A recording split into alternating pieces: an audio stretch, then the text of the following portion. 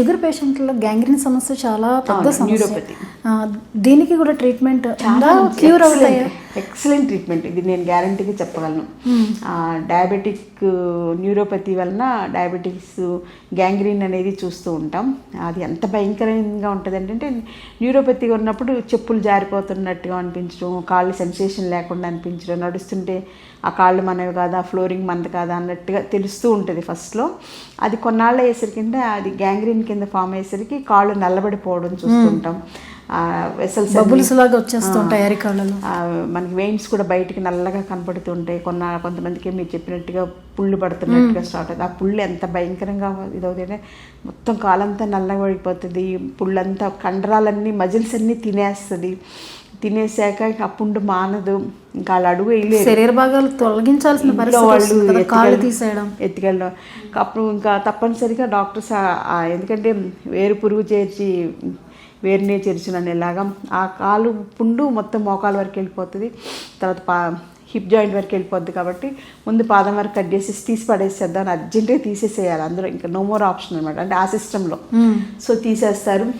కానీ వాళ్ళకి తెలియంది ఏంటంటే పాదం నుంచి ఎప్పుడో మోకాల వరకు వెళ్ళిపోతుంది.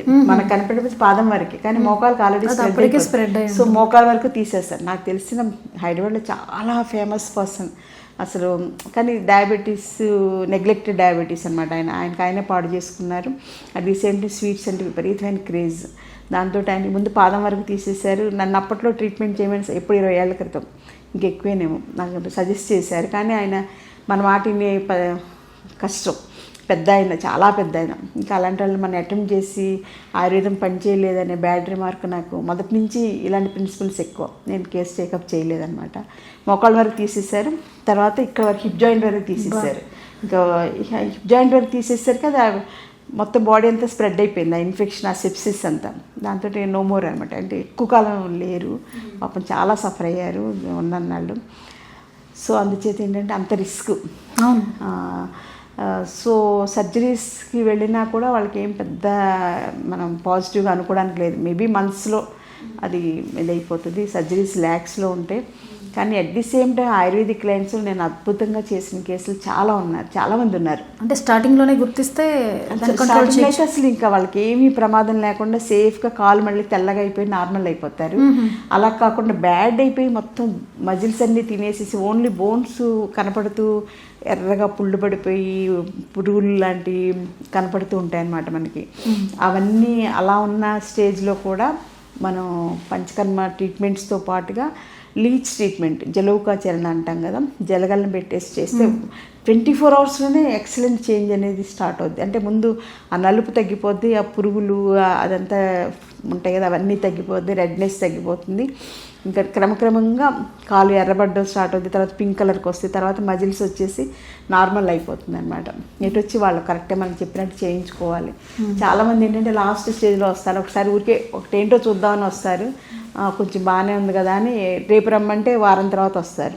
అలా వస్తే ఈ లోపల మళ్ళీ తిరగబడుతుంది కదా. ఈ ట్రీట్మెంట్ సెషన్స్ వైజ్ ఉంటుందా? ఎన్నాళ్ళకి ఒకసారి వచ్చి చేయించుకుంటాం? ఎవ్రీడే చేయించుకుంటే బెటర్ ఆప్షన్, లేదా ఆల్టర్నేటివ్ డేస్.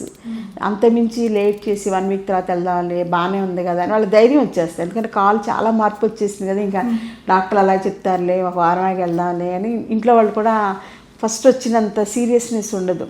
ఇంకా బాగుంది కదా అని మేము అది కనపడకుండా కట్టేదన్నా కట్టేస్తే బాగుంటుందేమో. మేము ఏంటంటే ఓపెన్గా ఉంచేస్తాం. ఓపెన్గా ఉంచేస్తే బ్లడ్ సర్క్యులేషను, ఎయిర్ సర్క్యులేషన్ ఉండి తొందరగా మానుతుంది కదా అని. వాళ్ళకి చాలా బాగుంది కదా, ఒక వారంలాగా వెళ్దామని, ఎవరో చనిపోయారో 10 రోజులాగా వెళ్దామని ఇట్లా చేసుకుని చేతులారా పాడు చేసుకుంటారు. కానీ కరెక్ట్గా చెప్పినట్టు చేసుకుంటే డయాబెటిక్ న్యూరోపతి మళ్ళీ కాళ్ళు నార్మల్ అయిపోవడానికి కూడా మంచి అవకాశం ఆయుర్వేదిక్ ట్రీట్మెంట్స్లోనే ఉంది. సో ఇది కూడా అన్నీ కలిపి హోలిస్టిక్గా చేసుకోవాలి. డైట్ కేర్ కానీ, ప్రాణాయామ కానీ, తర్వాత ayurvedic panchakarma treatments, ayurvedic internal medication plus జలౌకాచరణ, జలగలతో ట్రీట్మెంట్ చేస్తే అద్భుతంగా చాలా బాగా పనిచేస్తుంది.